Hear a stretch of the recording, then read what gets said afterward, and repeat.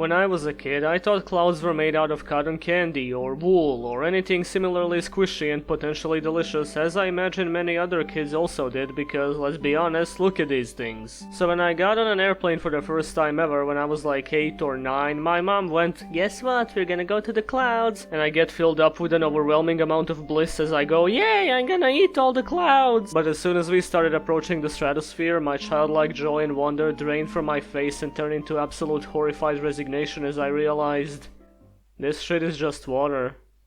You can't eat water. And coincidentally, you also can't eat Cloudians.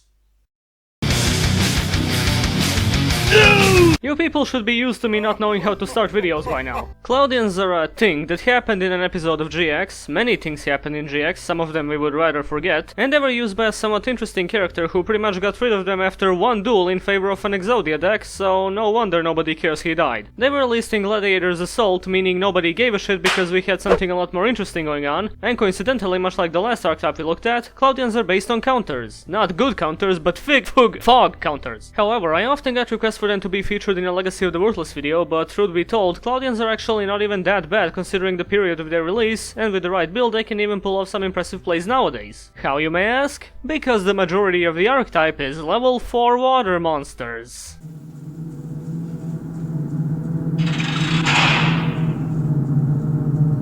Come on, let's go. It looks like you're totally necessary right now.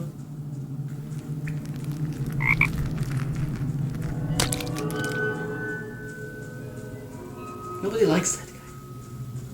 To start off, we should look at some of the most basic Cloudians to get an idea of what the archetype does, those being the 3 monsters focused on simple removal, the level 4 water fairy types with 0 defense, 0 stratus, acid cloud and altos, or if you're going by their street names, pink vape, green vape and big smoke. Along with some other Cloudians, these 3 share a common effect. This card cannot be destroyed by battle. If this card is in face-up defense position, destroy it. When you normal summon this card, place 1 fog counter on it for each Cloudian monster on the field, and this is where their individual effects come in. Zero Stratus has 900 attack and allows you to remove 2 fog counters from it to target 1 monster on the field and destroy it. Acid Cloud has 800 attack and lets you remove 2 counters from it to destroy a spell or trap, and Altus has 1300 attack and allows you to remove 3 fog counters from anywhere on the field to discard 1 random card from the opponent's hand. The battle protection essentially turns Cloudians into "you still take the damage" the archetype, although this is easily avoidable with cards like Sanctuary in the Sky or Spirit Barrier, which were actively ran in Cloudian decks at the time of their release, but while their inherent method of counter generation used to be tolerable, nowadays they pretty much cannot function without the presence of Brilliant Fusion, Valhalla or a certain spell card of theirs, so if you want to pull these effects off, you might have to go out of your way to find shortcuts to create the counters, although it helps that Altus can remove them from anywhere on the field. As for the effects themselves, they're pretty basic but honestly decently powerful for the time, given the fact that none of them are once per turn, meaning that if you went into a grind game you probably have a lot of counters on the field so you can clear stuff pretty easily. Nowadays this trio isn't nearly as impressive due to their removal and protection being outclassed by everything ever, although Acid Cloud and Altus are occasionally ran in Cloudian decks focused on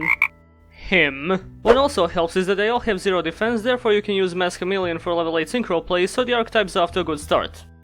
I'll have 2 number 9s, a number 9 large, a number 6 with extra dip, a number 7, 2 number 45s, 1 with cheese, and a large soap.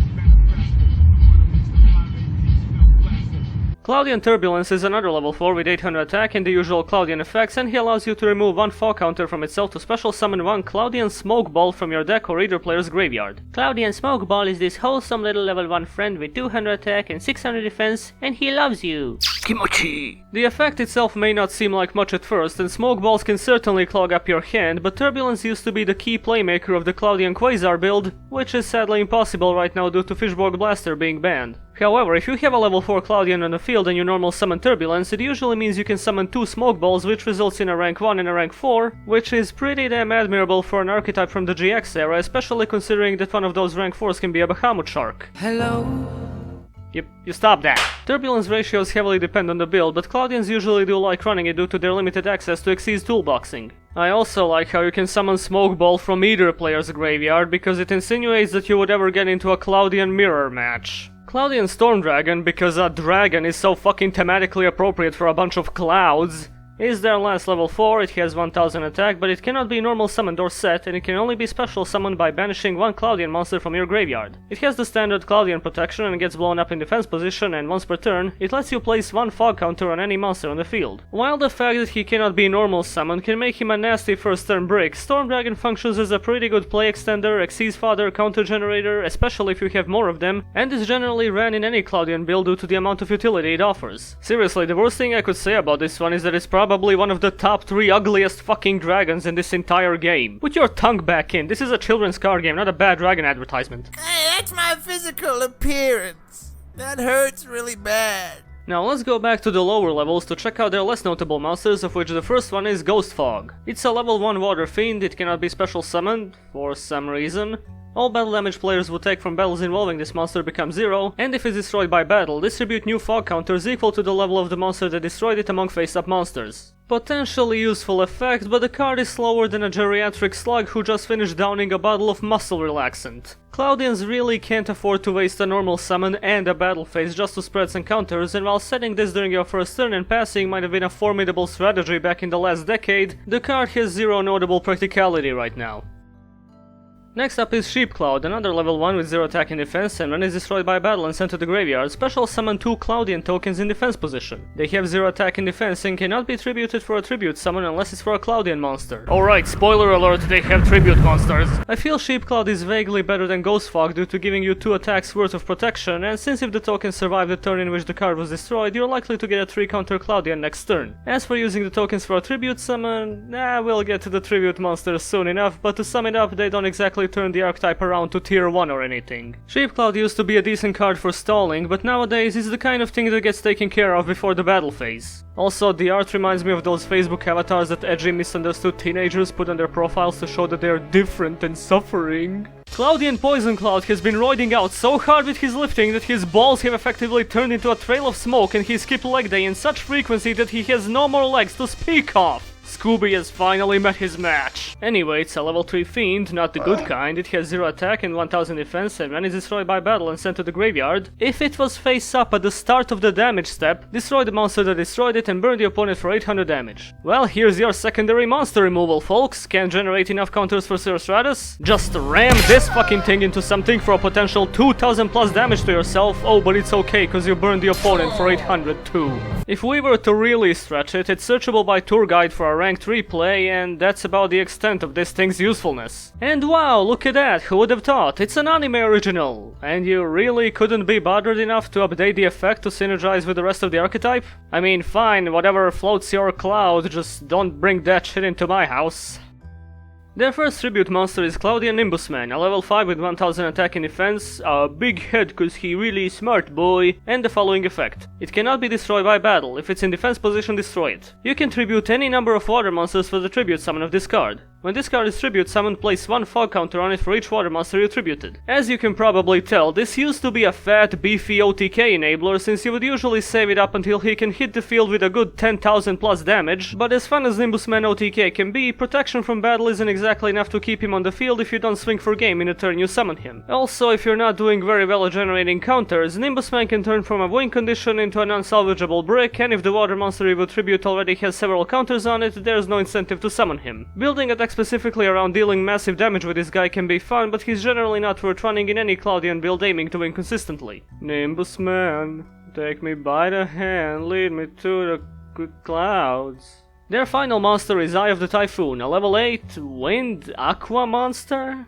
You got a little something on here, you might not want to have that. Can't activate that Moray of Greed now. It has 3000 attack and 1000 defense, can be destroyed by battle and blows up when in defense position. And when it declares an attack, change the battle positions of all face-up monsters on the field except Cloudian monsters.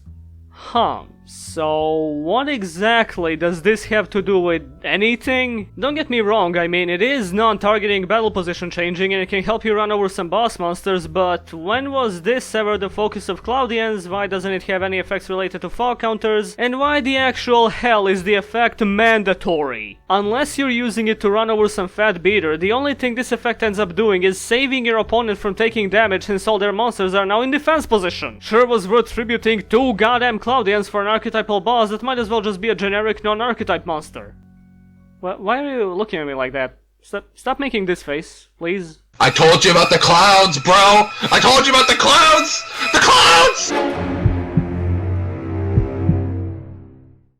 Alright then, I mean, I've seen worse things in my bathroom drawer, so I might as well head to the spell and trap lineup. Their first spell is Cloudian Squall. Hey, is that a Final Fantasy reference? No, it's not. It's a continuous spell that puts one fog counter on each face-up monster during your standby phases. Well, if the Archetype had been made today, this would have been a field spell with at least 4 more effects. Jokes aside, it's probably the most effective way of counter generation the Archetype has, as sad as that is, because this thing is insanely slow. In older formats, you might have had some breathing room to place 3 Squalls on the field and build up a ridiculous amount of counters, which is generally how the Nimbusman OTK works. And while Squall is still worth running due to the lack of a better way of making counters, it's undeniable that exclusively relying on it is an extremely flimsy strategy. Basically what I'm saying is it's horrible, run 3 of them. Summon Cloud is their other continuous spell, and it functions as an archetype of Valhalla. Once per turn during your main phase, if you control no monsters, you can special summon one level 4 or lower Cloudian monster from your hand or either player's graveyard, and if you special summon a monster from the graveyard with this effect, destroy this card. When I say archetype of Valhalla, I mean one strictly worse in every possible way other than being able to summon a monster from the graveyard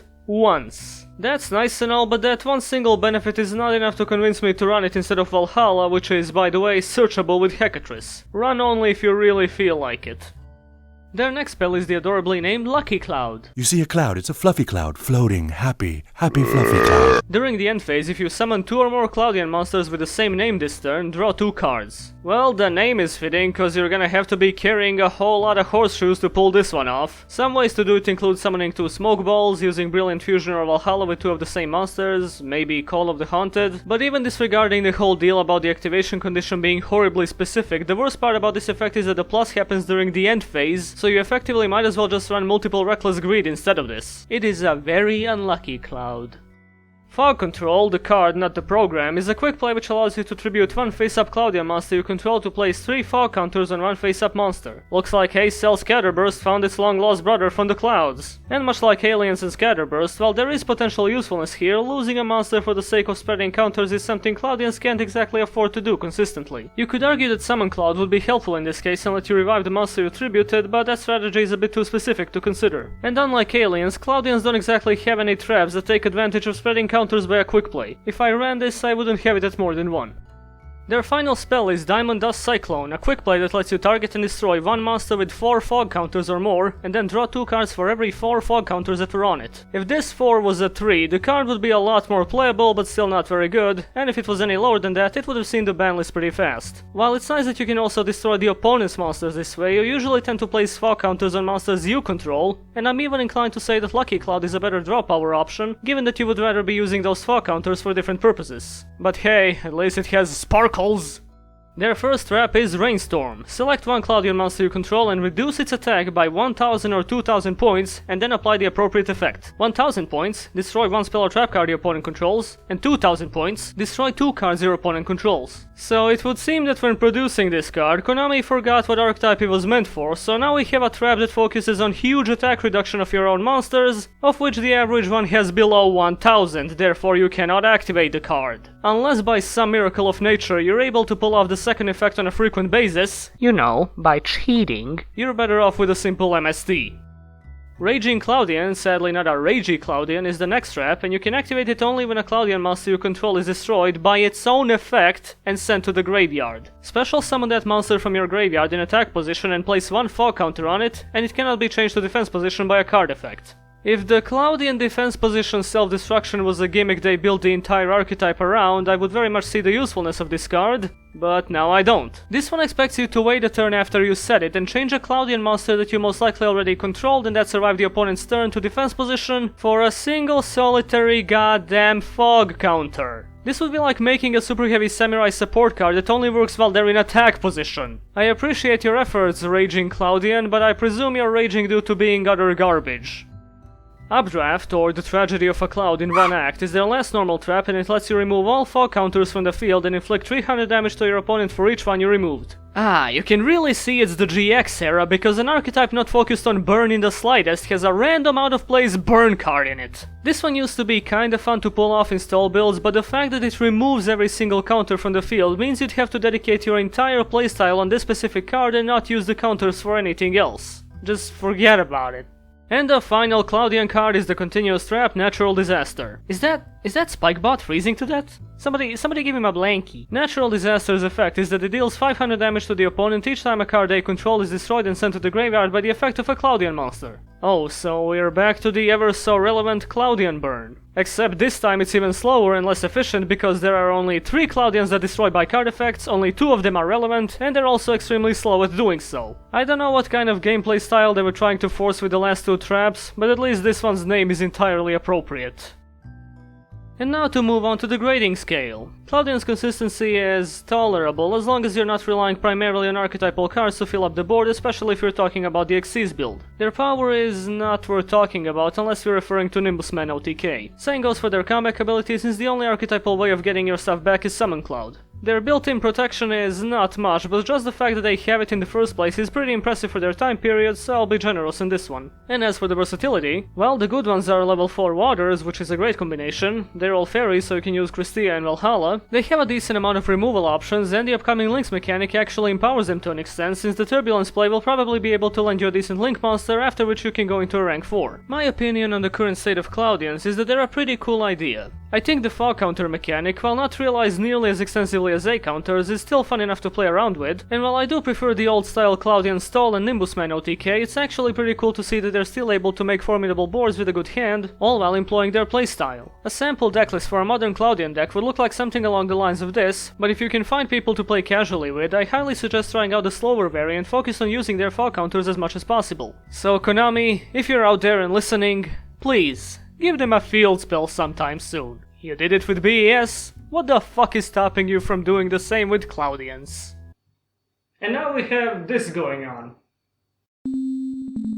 You are highly insecure about your success, and you fear that one day you will fall out of relevance along with the subject of your interest. You feel like you don't belong anywhere, and you constantly seek validation. Stop it, you. The amount of effort you put into your passion is admirable, but it doesn't deliver any relevant product to the world, save for a few chuckles from those who actively seek out your content for shallow gratification. I mean, yeah, if you say it like that. I may be a child of the firmament, but I know humanity better than the world below ever could. If you are truly convinced your achievements can fill the empty husk of your soul, I pity you. Thank you. Peace out, bitch. And that was the weather forecast with Mitch Neckerman. Ladies, Mental Gen, Railbox and Railcars, thank you for watching this episode of Ranked and Yu-Gi-Oh's Archetype Archive. Do support my Patreon if you wanna keep the channel going, and if you pledge a decent amount, you might just be able to request the next archetype to be reviewed. You can send me questions at rankedanask@gmail.com for an upcoming Q&A video. Do remember to subscribe, and as always, I'll see you next time.